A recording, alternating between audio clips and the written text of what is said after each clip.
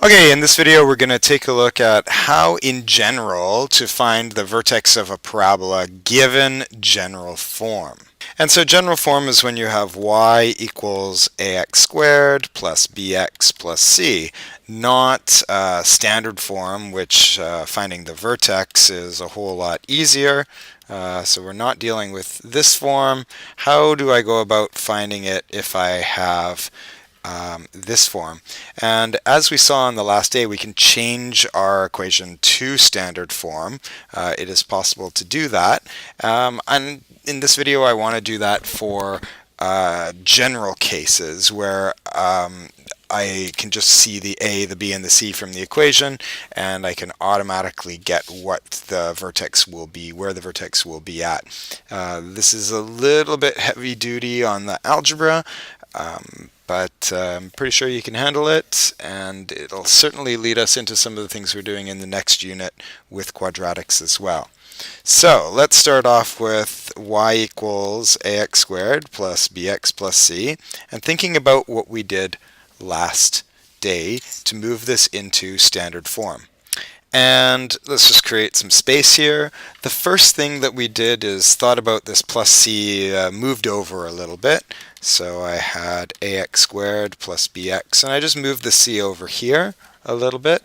Then I factored out the coefficient that was in front of the x squared from both of these first two terms. So basically I took out an a, that would leave me with x squared, and then I also divided this second term by a, and that would leave me with some x's. So I end up doing that step. The next thing was figuring out what value I needed to put into here so that I made a perfect square trinomial. And the way that we did that was we took this b over a part and we halved it. So half of b over a is b over 2a, and then we squared that value. So that would be b squared over 2 would get squared, which would be 4, and a would get squared. That would be over 4a squared. And then I have c. But because I added this piece, I need to subtract a little piece at the end as well. What I actually added was b squared over 4a squared times this a at the beginning, times a over 1. And so this a can cancel with this a. So what I really ended up adding was b squared over 4a. So since I added b squared over 4a to keep this equation equal, I have to subtract b squared over 4a. And so what I'm doing through this process is finding a general answer to what were the steps that we did with those particular solutions in the last video when we moved things from general form to the standard form. Let's tidy this up a little bit. So this would become x and something squared. And let's see, what is this? Well, remember I took half of this value, so that was b over 2a, or the square root of this, which the square root of b squared is b, and the square root of 4 is 2, and a squared is a, and then I use this value here. So I'll leave it as a plus. If the b value is a negative, then this whole term will be negative. It'll be minus that part. And then this piece here at the end, c minus b squared over 4a, is a number as well. Now, how do I get the vertex out of this? Let's compare it to ax minus h squared plus the value k. Well, this piece here is our h, and this whole big piece here is the k. So combining that together, I now know that the vertex is at, well, it's normally at hk, it's at b over 2a, that's the h value, comma c minus b squared over 4a. And let's just double check and analyze this for a second. There's only one thing that I've kind of messed up on, and that's that this is a negative sign here. So really I have to think about subtracting away negative. So this is actually going to become a negative as well. And now I have, in the box over here, let me just get rid of that h comma k. Now I have a shortcut. If you are given y equals ax squared plus bx plus c, and you don't want to go through all of this work every single time, you just want to know where the vertex is, this formula, minus b over 2a, comma, and then the c value minus b squared over 4a will give you the vertex every single time. So let's see if we can give ourselves a little bit of space and do a couple of examples. So let's just try a basic one. Where is the vertex?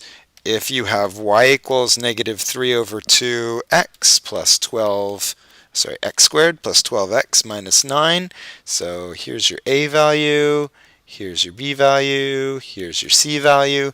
Let's see if we can figure out, using this formula, where the vertex is. So it'll be minus b, which is minus 12, over 2 times a, which is 2 times negative 3 over 2, comma, c minus b squared over 4 times the a value. Now, not an easy formula to memorize. It's not on the formula sheet for our school, so if you're going to use this process, you do need to have this one in your tool belt. And nor is it easy to actually go and calculate this, but it's not too bad. 12 divided by 2 is negative 6. I get negative 6 over negative 3 over 2. And that gives me the x value. That'll be 12 over negative 3, which will be 4. If you're not sure how I got that, go use the calculator or work it out slowly. Negative 6 divided by negative 3 over 2 is negative 6 times 2 over negative 3. These can cancel and give you positive 2, and 2 times 2 is 4. Working on the second part, I get minus 9 minus, well, this is 144, and 4 over 1 times negative 3 over 2 is negative 6. So 2 negatives make a positive, and 144 divided by 6 goes in twice, which is 12. It goes in 4 times, so it's negative 9 plus 24, and so it's positive by 15. And so there's my coordinates for my vertex. And it is a little bit of work, but I think it's still faster work than trying to work with this entire equation and put it into standard form. And let's take a look at one more and how we could graph it fairly quickly without putting it all into standard form. So if we can find the vertex, and there's a formula for that, and we know the a value, then with a vertex and an a value, I can know the exact shape and I'll be able to graph this. So let's go find the vertex. So I get negative 3 over 2 times negative a half, and negative 5 over 2 minus 3 squared over 4 times negative a half. That gives me, this will be negative 1, so that'll give me 3.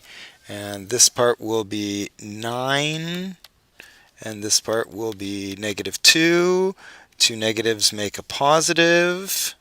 So minus 5 over 2 plus 9 over 2. This is 4 over 2. So there's my location, 3, 2. I'm not going to graph paper. I'm just going to sketch this. 1, 2, 3, 1, 2, there it is. And guess what? This is the a value. It's the a value in this equation. Oh, way back here I missed a squared. Oops. It's the a value in this equation.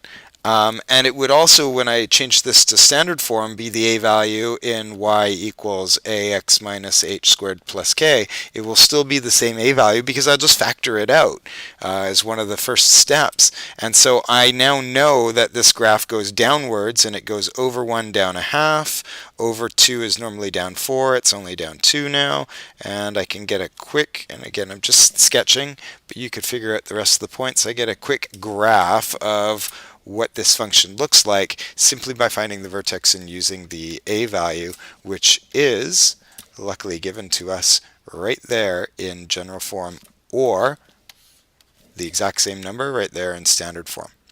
Okay, we'll see you in class for some practice.